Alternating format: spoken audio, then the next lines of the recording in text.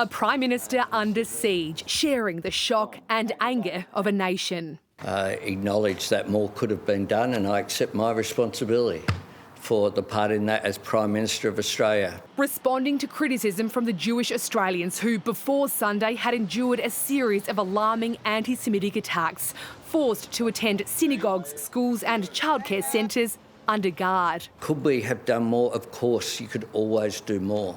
Governments aren't perfect.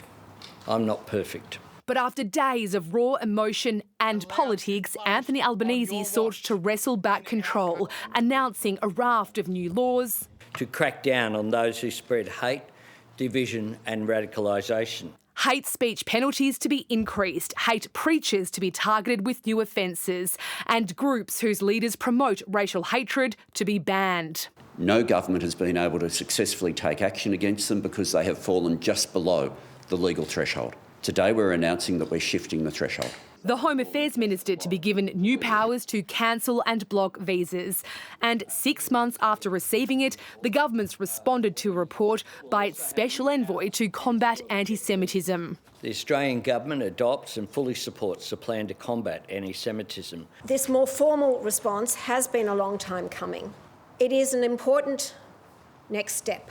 Gillian Siegel to work with prominent Jewish business leader David Gonski on changes to the education system to prevent anti-Semitism on university campuses and in school classrooms.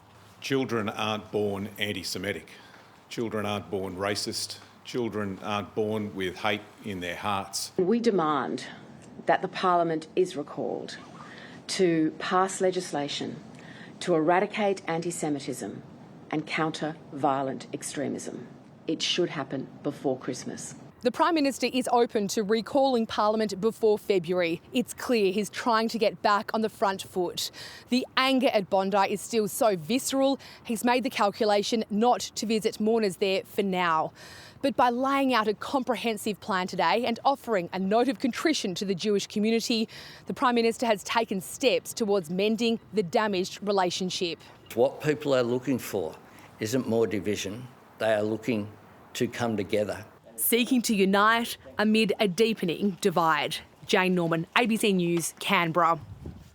Anthony Albanese knows families of the Bondi victims are angry with his government. He's heard it from them directly during private meetings this week.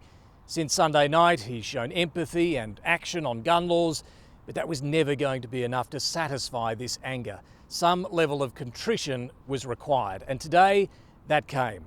There was no apology, no admission of any specific failure, no commitment to hold an inquiry, but there was an acknowledgement more could have been done on anti-Semitism and an expression of some regret. This is as far as Anthony Albanese is likely to go. He doesn't do mea culpas. And today's contrition was backed by some significant new steps, particularly making it easier to prosecute hate speech. Today's pivot was aimed at showing the Prime Minister is taking anti-Semitism seriously and he is listening. These moments can make or break a Prime Minister. He's trying to ensure it's not the latter.